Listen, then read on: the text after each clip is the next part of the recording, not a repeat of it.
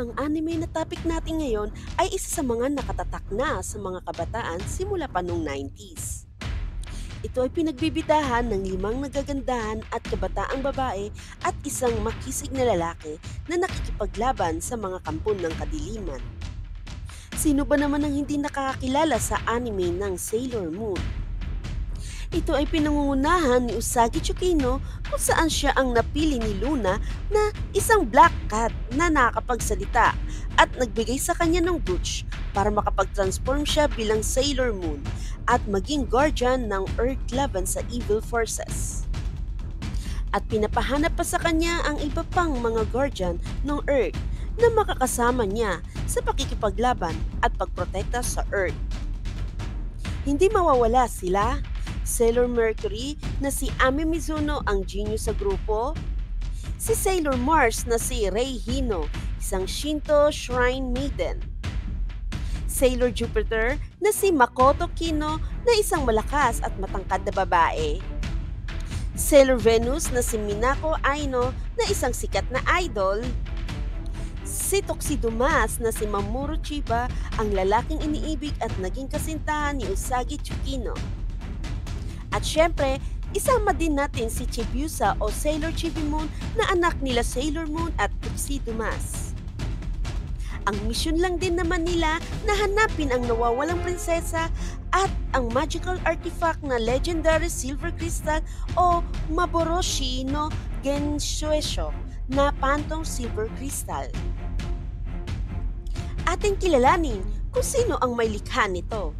Paano nga ba nagsimula ang magandang kwento ng anime na ito? Tara, simulan na natin at tuklasin ang nakatagong misteryo ng Sailor Moon.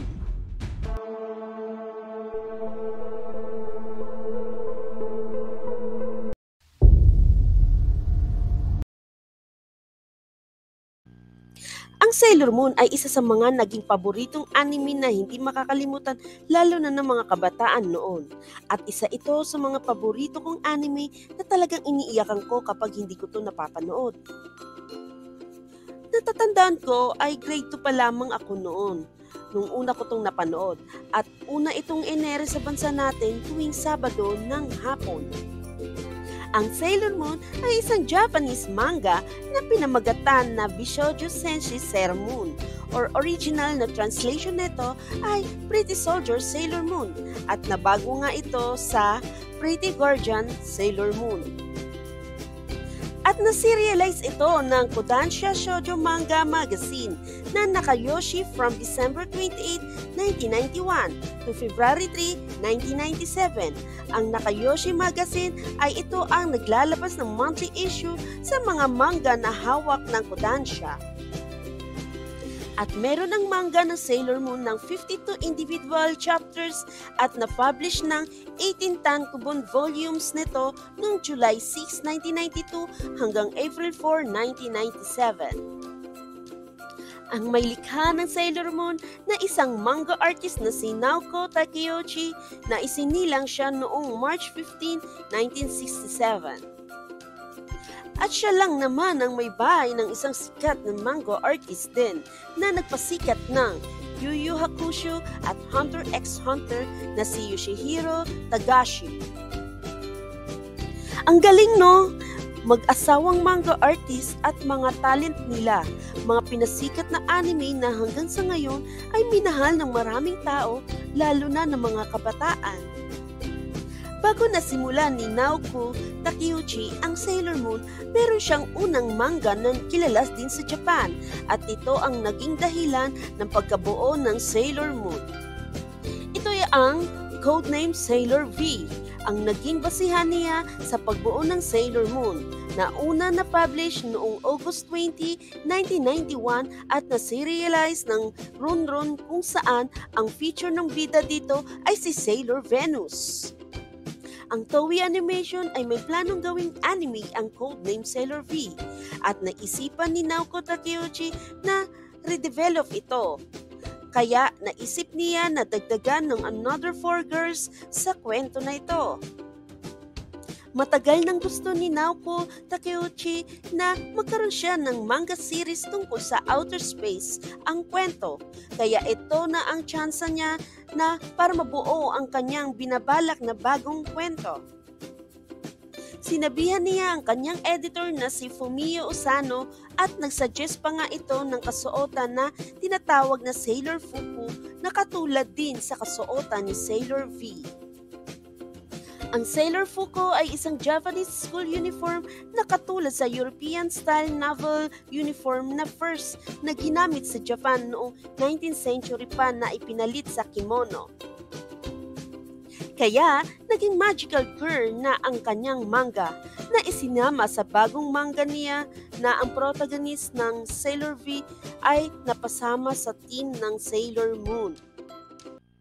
Si Takeuchi Naoko kasi ay nakapag-aral sa Kofudehi High School at nakapagsuot nga siya ng Seifuku o Sailor Fuku uniform sa kanilang school at member siya ng Astronomy Club at Manga Club. Kaya dahil sa kanyang mga experiences ang naging dahilan sa pagbuo niya ng Sailor Moon.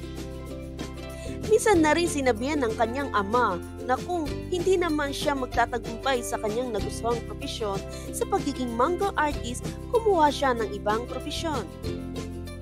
Nakinig siya sa kanyang ama at nakapagtapos siya sa kanyang pag-aaral sa Kyoritsu College of Pharmacy at nakakuha ng degree in chemistry at nabigyan siya ng license as pharmacist. At nagtuloy-tuloy naman ang pagsikat niya at natagumpayan niya ang maging manga artist sa kanilang bansa. Naging matagumpay nga ang Sailor Moon sa animated series nito sa Toei Animation kaya nagkaroon pa ng 4 more stories ang Sailor Moon. Ngunit nagsabi ang manunulat na si Naoko Takeuchi na papatayin niya ang protagonist kung saan hindi pumayag si Fumio Usano sa kanyang plano. Nahirapan kasi nadugtungan pa ni Takeuchi ang kwento kaya niya binalak na patayin ng bida. Kaya inadvisean siya ni Usano na buhayan muli ang bida sa kwento. At pinadagdag pa nga ng kanyang editor na palabasin sa eksena ang anak ni Sailor Moon na si Chibiusa na galing sa future. Kaya isa-isa nang pumasok din ang mga bagong characters sa Sailor Moon. Sila ay si Sailor Uranus, si Sailor Neptune, si Sailor Saturn, at si Sailor Pluto. Ang ibang version na ng kwento nito ay lalong nagpaganda pa sa bawat series nito. Ang Sailor Moon ay nagkaroon ng license para sa English version nito sa Mixin noong taong 1997. At naging popular pa nga ito sa international at unang na-broadcast nga ito sa Spain at France noong December 1993. At hindi kalaunan na ipalabas na nga rin ito sa Russia, South Korea, Philippines, China, Italy, Taiwan, Thailand, Indonesia at Hong Kong bago na franchise ito ng North America para sa adaptation nito. Ang Sailor Moon daw ay naging most popular manga of all time at nagpatuloy pa nga ang pagtaas nito worldwide. More than 1 million copies ng tankobon volumes na nabenta sa Japan bago matapos ang 1995 at maituturing nga itong ionic manga. Noong 2012 sa 20th anniversary series nito ay nakabenta ito ng 35 million copies sa 15 na bansa. At noong 1996, ang franchise nito ay umabot ng $2.5 billion worldwide. Samantalang, ang kinita naman ng Sailor Moon toys ay nakakapag-uwi ito sa Japan ng $250 million per year. Ang manga na ito ay nakakuha ng Kodansha Manga Award noong 1993 for shoujo at maituturing itong the first successful shoujo title na manga sa United States. At ang characters na Sailor Moon ay maituturing na most important and popular female superheroes of all time. Grabe ang tagumpay na nakuha ng Sailor Moon, lalo na sa side ng manunulat nito na si Naoko Takeuchi, na may tuturing talaga siyang isa sa best manga artist talaga. Nakakahanga talaga ang mga talento sa ganitong larangan ng sining na parang kaya mong ipahayag ang nais mo sa pamamagitan ng mga drawing at sa kwento mo. Ikaw, napanood mo na ba ang Sailor Moon? Sino ba ang paborito mong karakter sa kanila? Kayamanan ng kaalaman, dapat natin ito iusbong sa tama at kabutihan. Anong masasabi mo sa kwento natin ngayon?